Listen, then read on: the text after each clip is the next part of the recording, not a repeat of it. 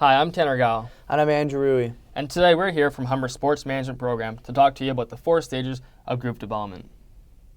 That's right, Tanner.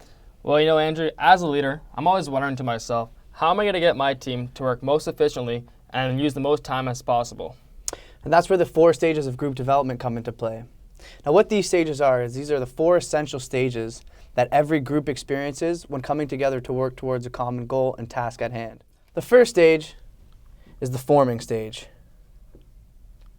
Well, what do you do here, Andrew? Well, Tanner, this is the stage when you're formally introduced to one another for the first time and the group comes together to meet one another. How's it going? Not bad. In this stage, work is not the main focus here. You just want to become more familiarized with one another, get a better understanding of where each of you are coming from, and you don't really focus on the work aspect as much as the leisure and the relaxation process. You want to become friendly with one another, and you just want to build that basic relationship. It's like an icebreaker. Exactly. So just some typical outcomes that you want to take away from the stage 1 is you want to determine roles within your group. You want to know who's in charge of what, who's excels at one thing better than the other person. You want to know where you all stand. Okay. Next, you want to determine a schedule. Now, what this will help you do is it will help members be more prepared for the tasks at hand for that certain day.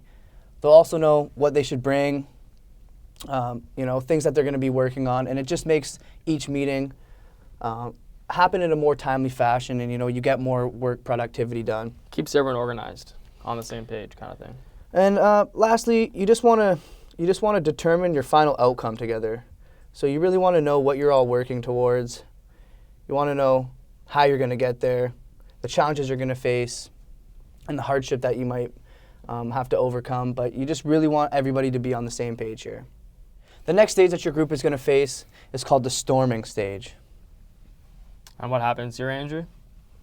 Well, Tanner, in the storming stage, this is where conflict and issue is at an all-time high, and levels of negative group cohesion may start to arise. So members might start to bash heads with one another. One input may be more superior than another person's input, and that will cause issue, that will cause conflict, because people will feel like their opinion's not being heard, it's not being voiced, and it just leads to negative outcomes.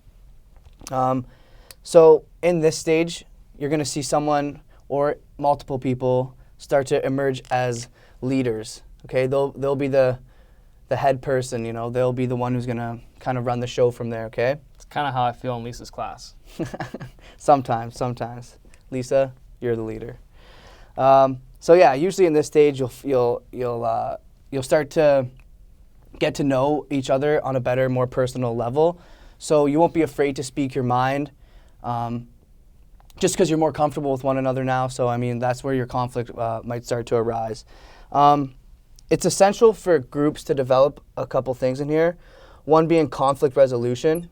So if this group isn't able to overcome, the conflicts that they're facing, sadly, not every group will make it through the storming stage. This is actually the stage where if your group doesn't overcome all the obstacles and hardship they faced, well, this will be the stage that they fail at. It's where you make or break it, kind of thing. That's exactly where you're going to make or break your group development.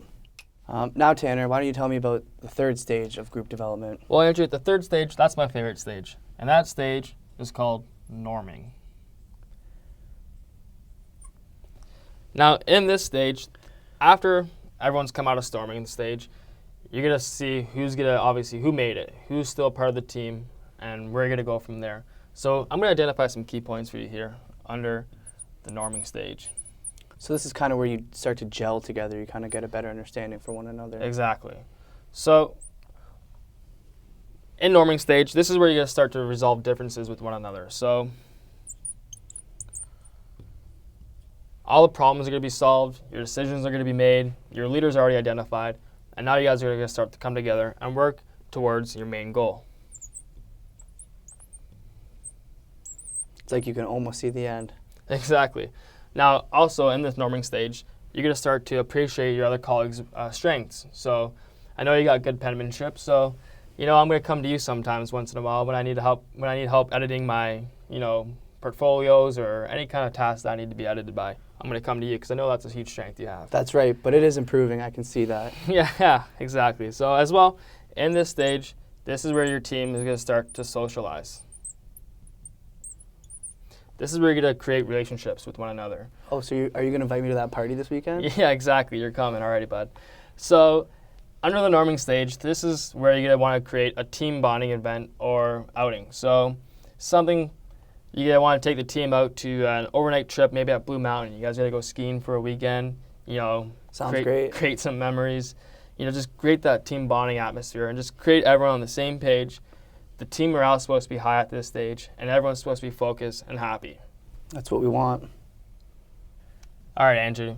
The fourth and final stage is called performing. This is my personal favorite.